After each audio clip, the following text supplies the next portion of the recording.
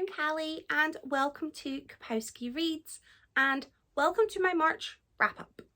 I am going to chat about my reading stats first and then I'm going to go on to my favourites. So if you don't want to know about my stats, that's totally fine. There will be timestamps in the description, so feel free to skip ahead if that's what you want. Otherwise, settle in. We're going to chat about stats for a wee minute or two and then talk about the books. March was a slower reading month for me.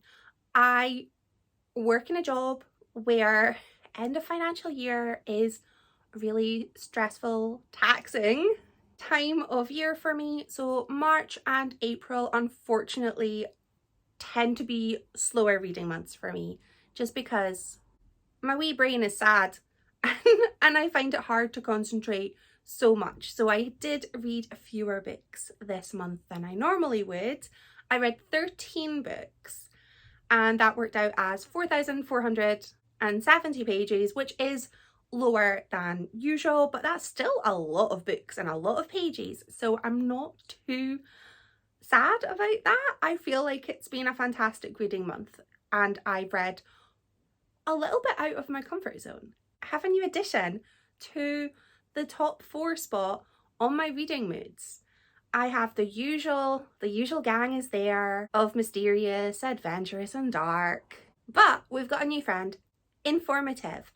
I read a whole bunch of non-fiction this month, which I really enjoyed, and they were informative, so that's been reflected in my moods, and I really like having a new colour on that pie chart taking up a bit more space, because it's always the same 4. So I really like that pie chart is changing. My most read genres were also a little bit different. Fantasy took the top spot because it's always going to be fantasy or murder mystery with me.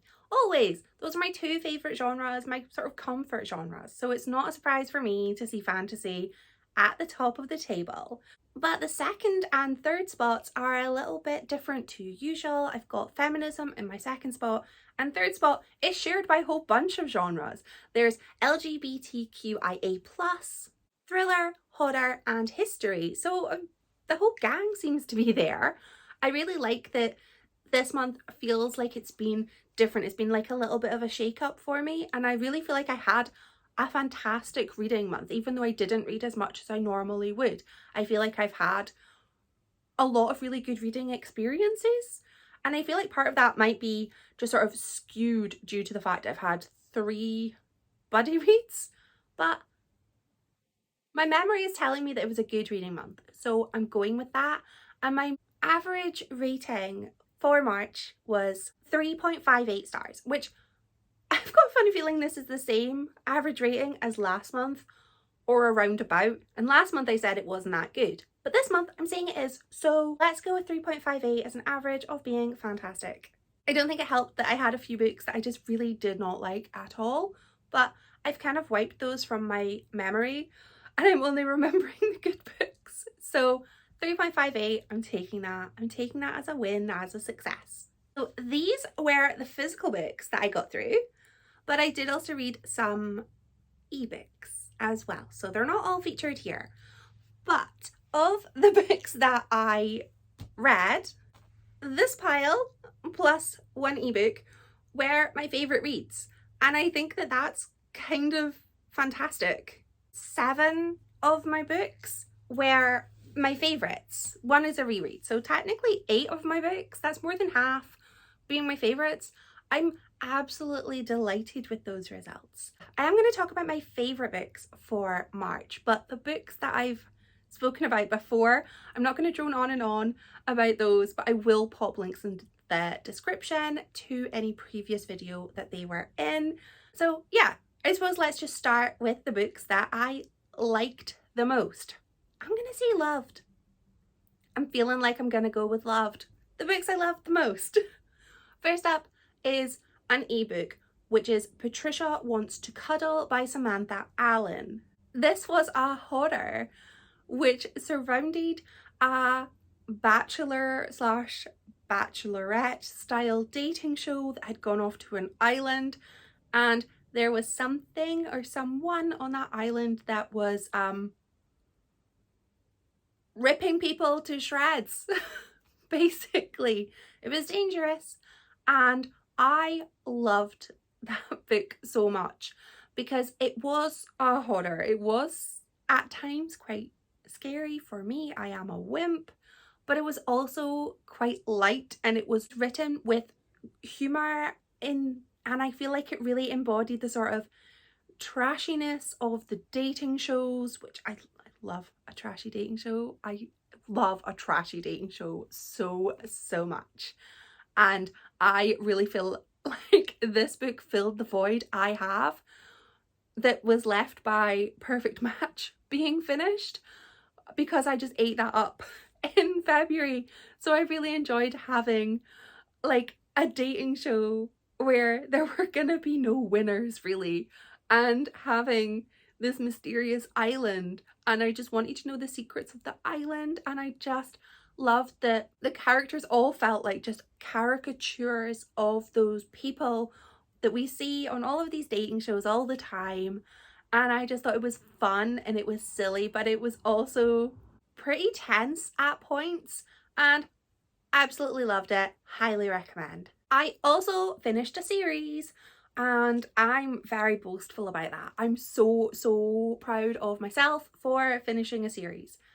I will not talk about how many series I have started, but I finished one, and I finished the Caraval series. I read Legendary and Finale, and I buddy read these, and we read them both over 2 weeks, and it was so fun. It was a fun experience. I feel like they're a series that could be enjoyed by anybody who enjoys whimsical fantasy with just amazing world building and characters that are gonna annoy you but you're still gonna love them, almost like a younger sibling kind of vibe, and a little bit of romance. Really enjoyed them. The series was so fun, and I am even more excited now for book 3 in Once Upon a Broken Heart to come out in September.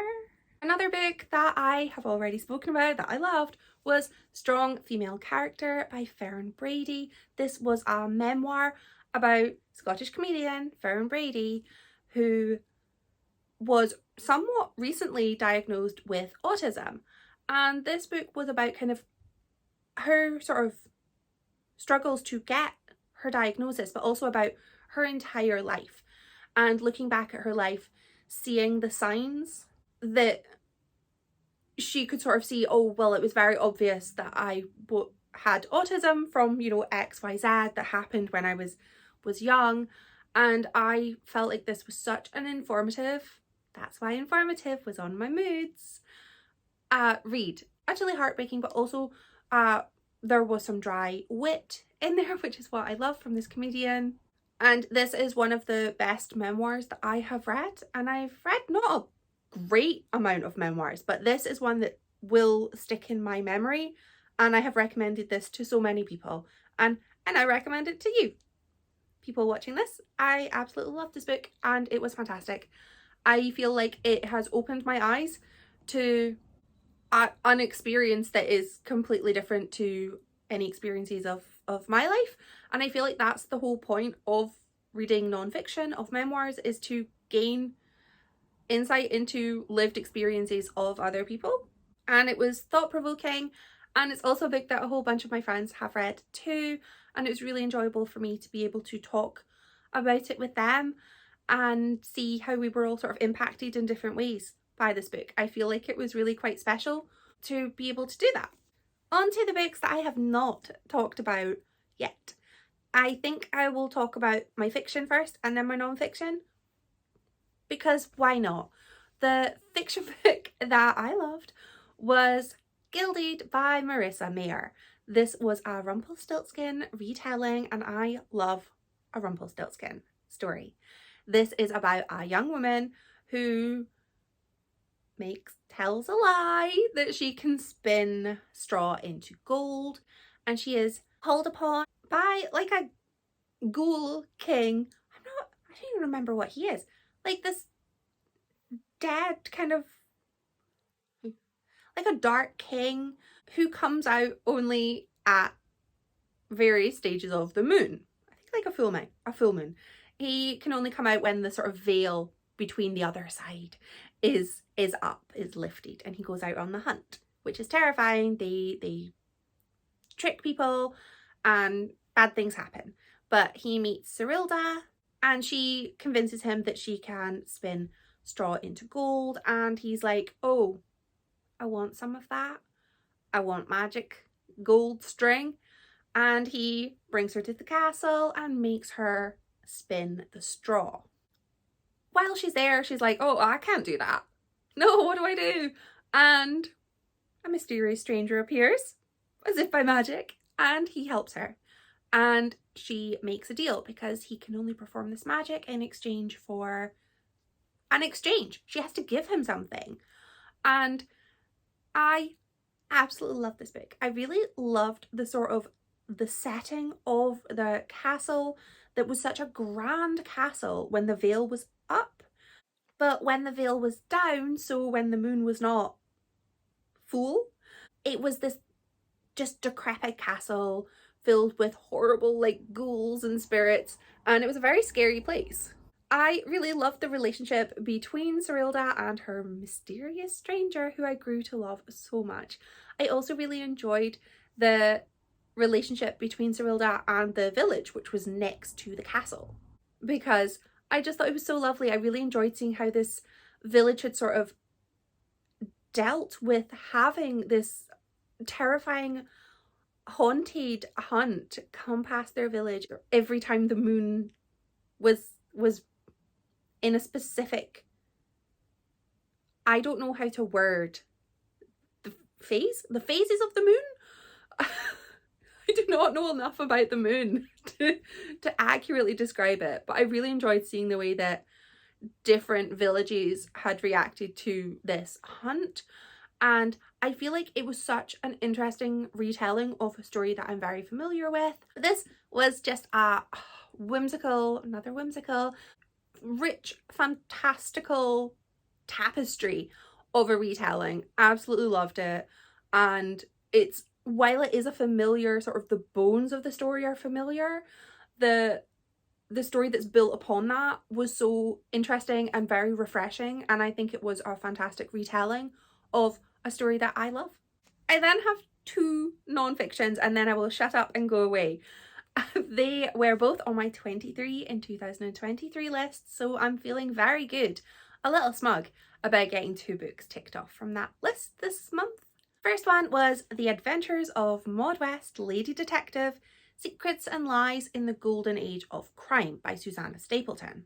This is about Maud West, Lady Detective in the Golden Age of Crime. She was kind of like a real life Poirot, not Marple, because this woman was tough. Not that Marple's not tough, but like this woman would dress up and go undercover, put herself in danger. She had a pistol. I thought this book was so exciting because it was about a real woman who I sort of thought, why do we not know more about this woman? She sounds so interesting. Because she was a detective in like the 1920s, there wasn't a lot of, there were a lot of other things going on. There just wasn't much known about her. So Susannah Stapleton has done all of this research to find out about this so like super interesting woman and about the cases that she took on, and I really enjoyed sort of having to piece together a history of a woman based on like very little information, and I just totally loved the amount of research that went into this, and I was still left wondering, who was this woman? She was so multifaceted, and I really enjoyed sort of getting to know about a woman doing a super interesting job in a time where, I mean, women couldn't even vote during part of the time where this woman was being a detective. So the opportunities for women were so limited. I really enjoyed reading the real life of a woman that led an amazingly interesting life, and she just disappeared as well. When she closed the doors to her detective agency just before World War II started, she just disappeared. Nobody knew where she went. But this book just got to the bottom of things, and I really enjoyed it. I really enjoyed not knowing how much of what Maud West had said was true, how much of it was just bravado, just sort of making things a bit more interesting. I thought this book was absolutely fascinating and I really enjoyed it, and I really recommend it if you are interested in true crime, detective stories. I'm a big fan of Agatha Christie, so I really enjoyed this because it gave me sort of real life Lady Poirot vibes, which I really, really enjoyed. And the final book that I loved was the last book I finished for March. It was finished in the wee hours of the 1st, but I'm counting it because I only read the sort of finale roundup of the book in the wee hours. So I'm counting it. I'm counting it. It's Femina by Janina Ramírez.